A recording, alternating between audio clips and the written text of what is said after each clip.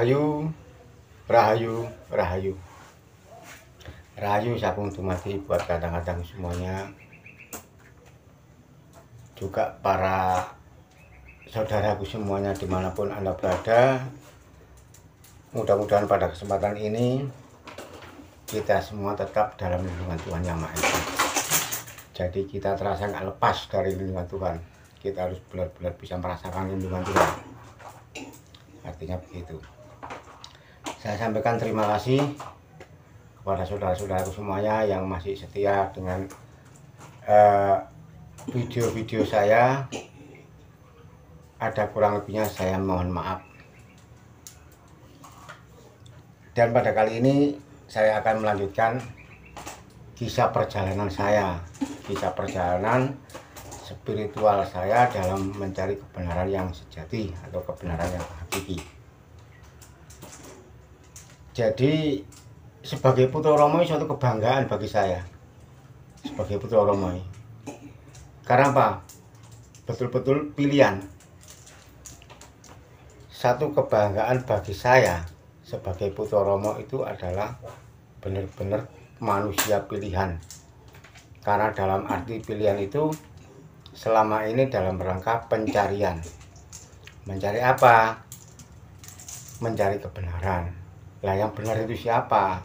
Kebenaran apa? Yang benar itu Tuhan. Yang benar itu hidup. Dan kebenaran hanya milik Tuhan. Dan sebagai manusia yang sudah terpilih menjadi putra Romo,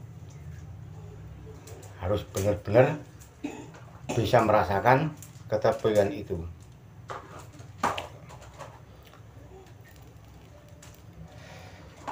Saya tidak bisa memberi pengertian apa-apa mengenai hal tentang kunci, tentang wahyu pojok gaib.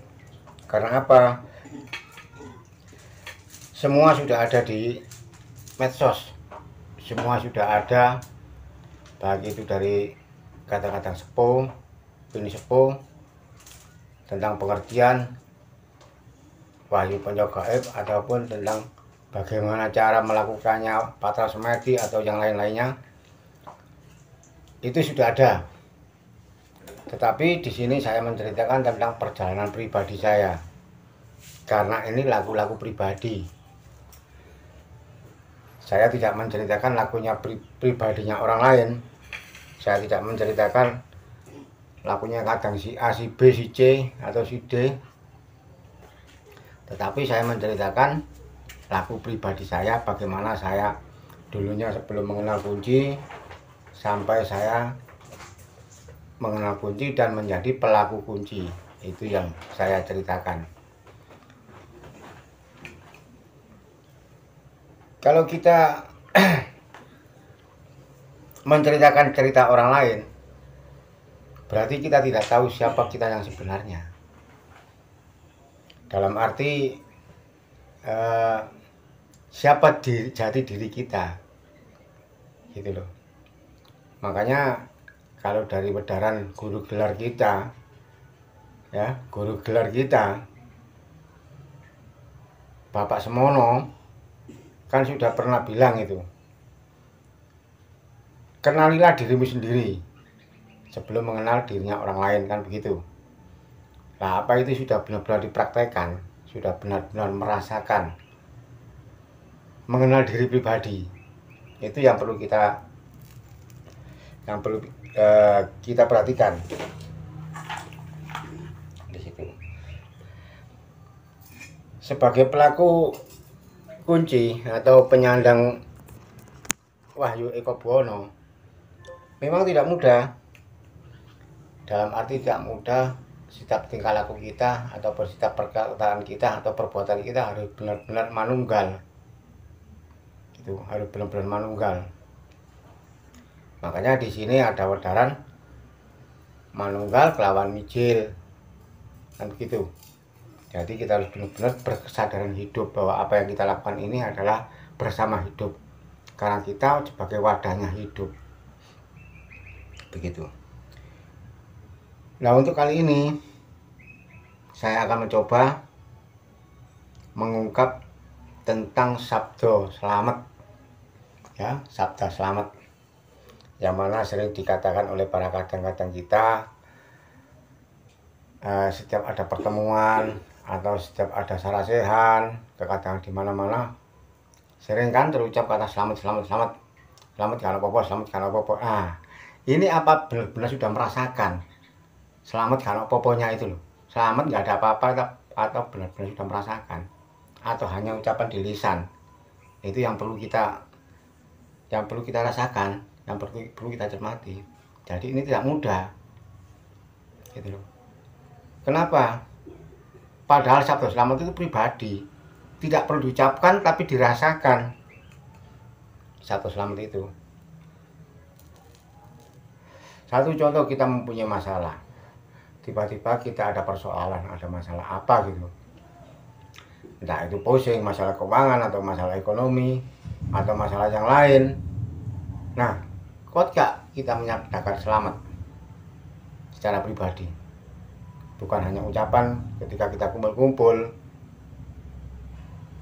Kalau toh seandainya kita mengucapkan sabda selamat itu ketika kita kekadangan dalam acara sarasehan kita bersama, kemudian kita mengucapkan sabda selamat, kalau memang itu sudah nggak ada persoalan, nggak ada pertanyaan, atau nggak ada apa ya, nggak ada rasa kurang pas di hati para kadang, berarti kita sudah selamat betul, selamat sungguhan, selamat sing temenan gitu loh.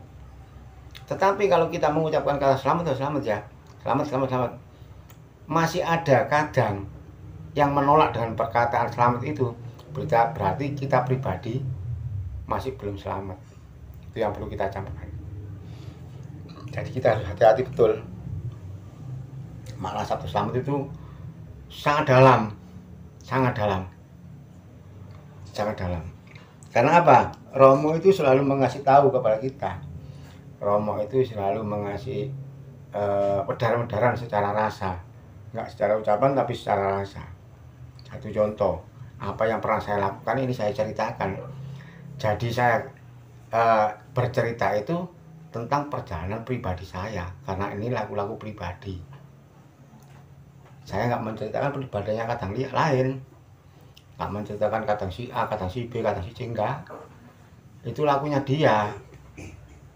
Jadi sebagai putra Romo ya, di sini saya camkan, saya tekankan pokoknya.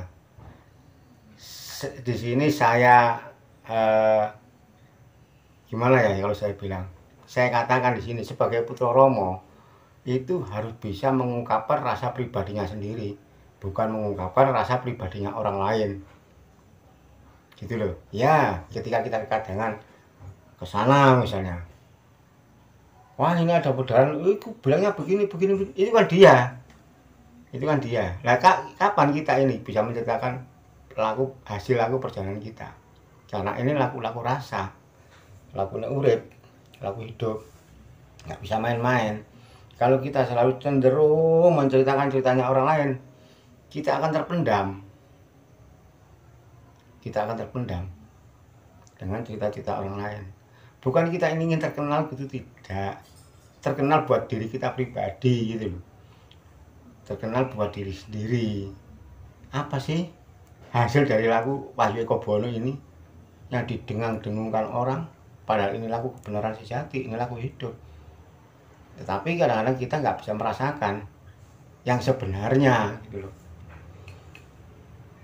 Jadi sabda selamat, saya kembali lagi ke sabda selamat. Kalau kita sudah benar-benar merasakan selamat, nggak ada apa-apa, boleh kita mengucapkan sabda selamat di hadapan umum.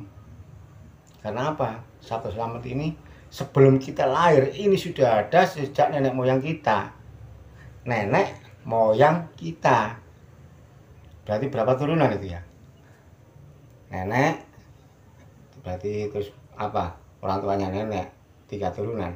Pokoknya jauh lah, 7 turunan mungkin ya. Itu sudah ada.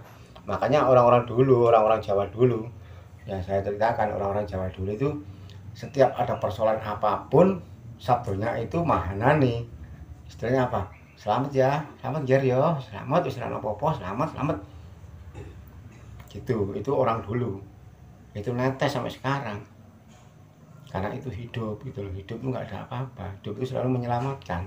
Betul, hidup selalu menyelamatkan, nggak main-main. Nah, satu contoh saya mengalami sebagai putra, ringkasan dari alam semesta. Ya, sebagai putra itu ringkasan dari alam semesta. Jadi kalau dalam bahasa Jawa, jagat alit ya, jagat kecil itu manusia, jagat besar itu Tuhan, kan begitu. Alam semesta ini Tuhan, alam semesta kecil ini manusia. Gitu. Lengkap kok. Nanti saya ceritakan, mulai organ tubuh kita ini kalau digambarkan ke alam semesta besar ya, makro, secara makro itu berarti semua, bermakna semua. Jadi kita ini mikro, Tuhan itu makro, kan begitu. Kita tatasan Tuhan, kita ini anaknya Tuhan. Gak bisa main-main loh, kita ini anak-anak Tuhan loh. Kita ini anaknya Tuhan. Tuhan kan di atas, ibu di bawah, kita di tengah-tengah, manunggal jati. Ini menurut saya. Kalau menurut panjenengan, menurut sedulur-sedulur nggak pas dengan saya, laku aja, cari terus sampai bisa pas, pasti ketemu. Yo, orang Jawa bilang kan, kalau teman itu ketemu. Nah, kembali lagi ke Sabda Selamat. Saya ini jarang mengucapkan Sabda Selamat itu di hadapan para kadang atau para sedulur-sedulur yang lain, itu jarang. Kenapa? Karena saya merasakan itu saya belum selamat sungguhan. Artinya apa? Saya masih banyak persoalan, masih banyak kendala secara lahir maupun secara batin, secara gelar maupun secara gulung. Gitu. Contoh kecil, ketika kita mengalami sesuatu kecelakaan kecil lah, saya anggap kecelakaan kecil ya. Kecelakaan kecil itu ya gimana? Misalnya kita berjalan, entah itu jalan kaki atau pakai sepeda motor ya, misalnya. Kemudian ini contoh kita berjalan pakai sepeda motor contohnya ya. Nah, tiba-tiba di sini kita banyak kempos ya, ban kita ini kempos, meletus atau gitu ya. Tapi kan selamat, kita nggak jatuh, itu pasti. Nah, apa yang menyebabkan ban ini kempos ataupun ban ini meletus? Padahal ban ini masih baru, katakanlah begitu. Kalau menurut saya, hasil dari laku saya, olah pangrengo saya, oh di sini masih ada yang perlu diselamatkan. Apa itu? Roh-roh yang masih belum sempurna. Roh-roh dalam arti sukma-sukma angkoro, sukma-sukma gentayangan. Itu kan sebelum sukma itu ada wadahnya. Itu kan masih ada di jagat ini. Tak muat jagat ini kalau ada wadahnya semua. Padahal roh itu sudah masuk ke wadahnya seperti tanaman, hewan, ataupun manusia. Ini masih banyak. Apalagi roh-roh orang yang meninggal tempo dulu dalam peperangan atau dalam kecelakaan atau dalam lain sebagainya, yang belum kembali sempurna, belum kembali ke asal usulnya, sangkan paring dimati. Nah, ini sebagai putra ini harus punya kesadaran penuh di situ, harus punya kesadaran penuh. Ya, kenapa ban ini gembos atau meletus? Padahal ini baru, ban ini baru kemarin beli, kan masih baru. Secara logika kan nggak mungkin kan, ya nggak kena apa-apa misalnya. Tetapi di situ ada roh yang ingin menempel, ingin sempurna lewat putra, dengan caranya begitu. Dengan caranya begitu, jangan sampai putra ini celaka misalnya. Ini selamatnya putra nggak celaka, menyelamatkan roh yang belum kembali sempurna. Ini satu contoh kecil ini bagi saya, ini dari olah pangrengo saya. Jadi nggak main-main di situ. Ini Sabda Selamat. Begitu. Contoh lain misalnya, kita ketika berjalan, ini yang pernah saya alami loh. Ketika kita berjalan, tiba-tiba ada orang lain mabuk. Ini saya menceritakan perjalanan saya ya, saya pernah mengalami itu. Saya begitu berjalan, dia mabuk, saya dipisui, jancuk, lapo ngawasi, matamu, nah, ya kan? Tapi di situ kesadaran putra harus peka di situ, berani mengucapkan selamat, selamat kalau apa. Nah, di situ angkoronya dia itu tercermin, muncul lewat putra.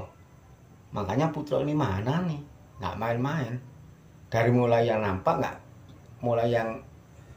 atau wujud hingga nggak nampak atau nggak berwujud. Jadi mulai sukma angkoro, sukmo yang gentayangan itu bisa sempurna lewat putra. Jangan kadang kesana kesini tapi nggak ngerti apa yang diwedarkan oleh senior kan ya muspro gitu loh. Artinya kan percuma, nggak ada hasil. Nanti pada akhirnya menceritakan saudarane Pak ini atau Mas ini, saudarane senior yang diceritakan di warung kegadangan yang lain. Hasil aku pribadi yang kita ceritakan itu Sabto Slamet. Makanya tidak main-main. Bagi saya Sabto Slamet itu bener-bener mahana nih, bener-bener mahana nih. Satu contoh lagi, ini yang pernah saya alami. Ketika kita bekerja misalnya, saya kan sering itu mengalami kejadian. Mulai saya kecelakaan kecil ya, kecelakaan kecil itu anggota tubuh saya ini tertindih besi. Nah di situ aku sadar, kita harus sadar, bukan hanya saya, mungkin sedulur semuanya pasti mengalami kecelakaan yang tidak sama dengan saya. Nah di situ kita sebagai putra Romo harus peka di situ, bahwa di situ loh ada roh yang perlu kita sempurnakan. Kita nggak berniat untuk menyempurnakan, tapi kita dengan sadar penuh, dengan peka bisa mengucapkan Sabto Slamet, selamat kalau apa-apa wis bali suci, kembali suci. Asalnya suci, kembali suci. Asal suci, bali suci. Nah, itu. Nah, itu nanti akan menetralisir ke semua lingkungan, ke semua alam semesta, jagat gede bahasanya. Loh, apakah Romo nggak bisa? Ya, Romo yang buat kok Romo nggak bisa gimana? Ya Romo bisa, tapi Romo masih menggunakan wadahnya sebagai putra, berfungsi di situ, Artinya apa? Putra ini ibaratkan batu sembrani.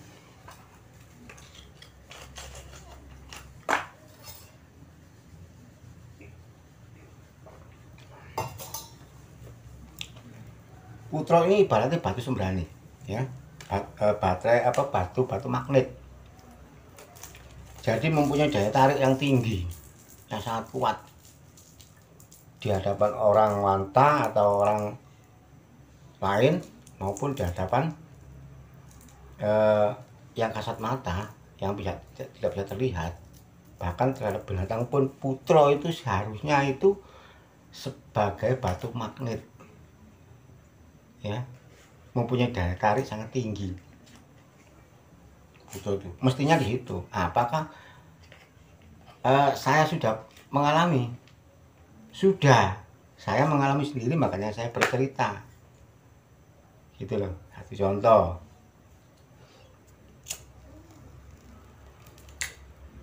Yang tadi ketika saya bekerja, ya kan? Ketika saya bekerja mendapat kecelakaan kecil, tangan saya itu terjepit besi, ya luka juga sih. Begitu kena, sadar nggak sadar ya, sebagai manusia kembali ke manusia utuh ya, aduh jamput. Nah tetapi secara kembali kesadaran murni bahwa ini adalah hidup, selamat orang apa-apa. Sakitnya itu nggak lama, saya bilang. Begitu darah itu tercecer, ya, begitu darah itu tercecer, kita tutup. Misalnya jempol ini ya, kebetulan ini pernah terluka nih, jempol saya ini, yang kiri ini pernah terluka.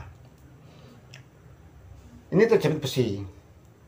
Begitu kita kuat menyatakan selamat karena apa, kita tutup. Sakit memang sakit, sampai sakit ini hilang. Ya, sakit ini hilang, kemudian darahnya ini berangsur-angsur nggak menetes, mampet bahasanya gitu. Ini perjalanan saya menceritakan cerita saya sendiri. Itulah Sabto Slamet ya. Lukanya juga nggak lama itu mengering tanpa obat, nggak lama, mungkin 1 hari 2 hari 3 hari sudah kering sembuh lah, saya katakan sembuh, dan nggak terasa sakit. Nah, karena apa? Di sini saya menyadari bahwa di sini ada roh yang perlu kita sempurnakan, yang perlu kita sabdakan selamat, kita kembalikan ke asalnya gitu loh. Memang semua itu akan kembali ke asalnya. Kalau dalam ayat kitab lain saya pernah mendengar itu, wa ma khalaqal jinna wal insa liya'budun. Saya ciptakan jin dan manusia hanya untuk menyembah padaku ya. Untuk menyembah kan? Di situ tadi hakikat manusia ini lahir di dunia ini hanya untuk menyembah kepadanya, yaitu kepada Tuhan. Dalam laku saya kepada Romo, pangeran sejati ini pangeran, yaitu Heru Cokro, kan begitu. Kemudian ada lagi ayat, saya nggak tahu, cuma saya tahu maknanya, artinya saja, tapi saya maknai sendiri. Aku tiupkan sebagian rohku kepada setiap makhluk ciptaanku, dan nanti akan kembali ke genggamanku. Nah, itulah kembali ke genggamanku. Nah, ibaratnya gini, kita sebagai manusia ya, ibarat sebagai orang tua, kita punya anak itu. Anak sudah pamit, Pak saya mau main, ya sudah main aja, hati-hati ya kan gitu. Dia harus berhati-hati. Masih untung kalau anak itu bisa kembali selamat, misalnya nggak kesasar, dalam arti ketika kembali ya jauh misalnya, tuh bingung karena apa, di dunia ini menyesatkan, banyak jalan menuju Roma, menyesatkan di dunia ini. Ketika sudah berjalan jauh lupa jalannya, tadi saya lewat mana ya, ini artinya di situ. Jadi kembali ke genggamanku itu maksudnya yang keluar ini bisakah tahu jalannya ketika masuk, karena di luar ini banyak hambatan, di luar ini banyak pengertian, di luar ini banyak ajaran-ajaran. Tuh, ada yang mengajarkan begini, ada yang mengajarkan begini di luar ini, gitu loh. Jadi artinya kita akan kembali kepada Tuhan itu harus melalui jalur, mau tidak mau harus melalui jalur. Karena apa? Tuhan itu sudah melepas semua ciptaannya, sudah lepas, ya sudah lepas. Siapa yang tahu jalannya kembali kepadaku bakal diselamatkan gitu. Lewat apa saja, Kak Ketang, itu lewat agama, lewat aliran, ajaran, atau apa saja. Kalau memang sungguhan, benar-benar, dalam bahasa Jawa temenan, ya pasti ketemu dan akan selamat. Gitu. Nah, di sini saya ungkap kembali perjalanan saya ketika Sabto Slamet ini benar-benar mana itu saya merasakan sendiri. Ketika saya berjalan, tiba-tiba ada jangan ranting pohon yang besar, ya daun aja,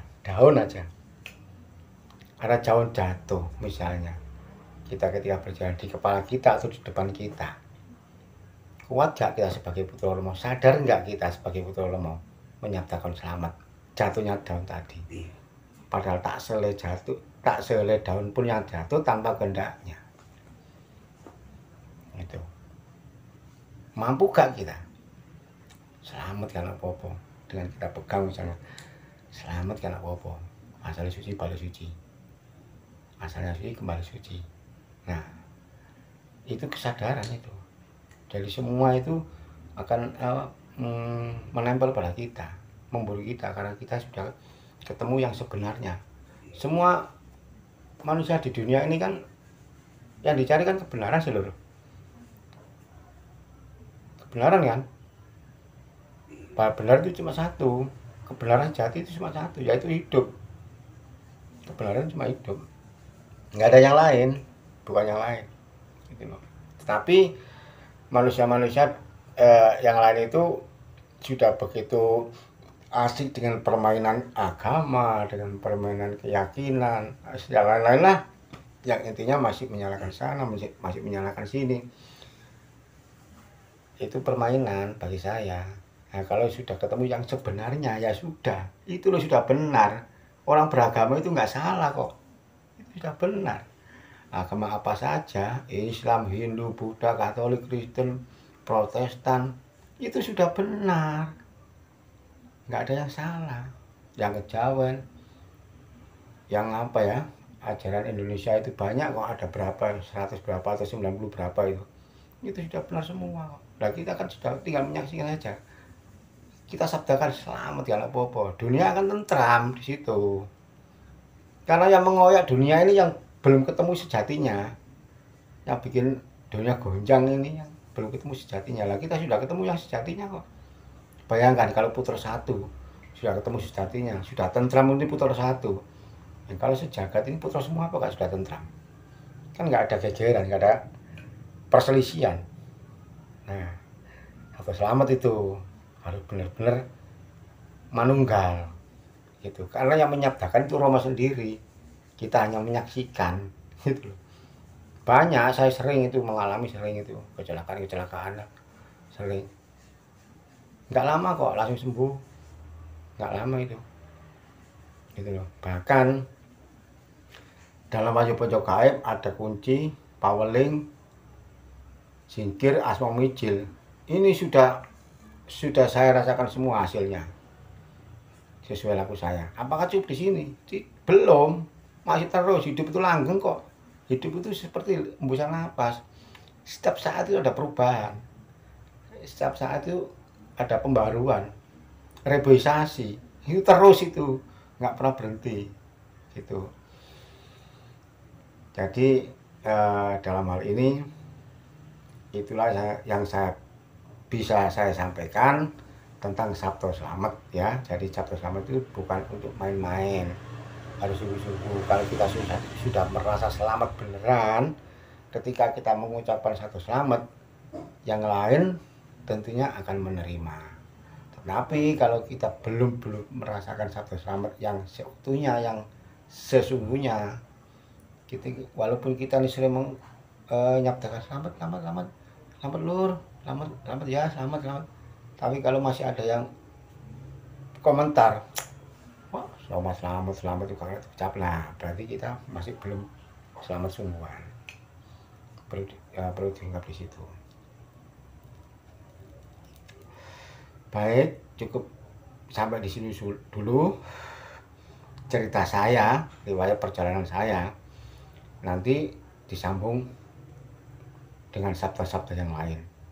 Ibaratnya kan begini loh, Romo itu memberi kita sebagai putra ya sesuatu, misalnya katakanlah itu makanan, pohung atau ketela ya, ketela pohung ya, saya katakan ketela pohung. Ketela pohung itu bukan cuma untuk dikukus ya. Ketela pohung itu ada getahnya. Ini harus kita ungkap.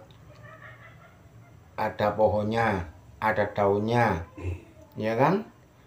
Daunnya kayak apa, bisa untuk apa, nanti pohonnya juga bisa untuk apa. Terus ada kulitnya. Nah, setelah kita kupas kulitnya untuk apa, itu harus kita tahu. Seperti halnya laku pocok gaib ini. Itu, nah pohon ini bisa untuk apa? Untuk keripik juga bisa, untuk getuk juga bisa, dikukus juga bisa. Intinya bisa kita makan semua dengan berbagai macam.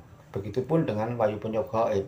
Kalau kita benar-benar bisa merasakan bahwa ini laku rasa, semua itu akan bermanfaat, semua itu akan berguna. Itu seperti halnya jangan cawe-cawe marang lian. Nah, ini nanti akan saya ceritakan juga. Seperti halnya ada sabdo-sabdo Kalau Wasumelang sudah kemarin, sudah saya alami. Masih banyak nanti. Nanti kalau saya sudah mendapatkan dari Romo akan saya ceritakan. Gitu. Jadi siapa jati diri kita itu harus kita berani mengungkapkan. Ini loh saya, gitu loh. Dengan segala kekurangan dan kelebihan saya. Kan begitu. Ada kekurangannya nanti ada yang jangkepi, ada kelebihannya, ada yang menerima, kan begitu. Itu mutlaknya manusia. Sebagai putra itu suatu kebanggaan lur, nggak main-main. Itu perlu perjuangan, ya. Karena apa? Kita sudah menemukan yang sebenarnya, kebenaran sejati, bahwa itu hidup. Bayangkan kalau seandainya nggak ada hidup, apakah ada dunia ini? Jangan kita, dunia ini apakah ada kalau nggak ada hidup? Jadi hidup itu mana nih? Hidup itu tunggal, kan begitu. Ya, sampai di sini dulu perjumpaan saya. Mudah-mudahan apa yang saya katakan bisa bermanfaat atau berguna bagi saudara-saudara semua, bagi sedulur-sedulur semuanya. Ada kurang lebihnya, tak lupa saya sebagai manusia biasa tanpa daya dan kuasa apapun, hanya hidup yang mengatur segala sesuatunya yang ada di dunia ini. Terima kasih. Rahayu.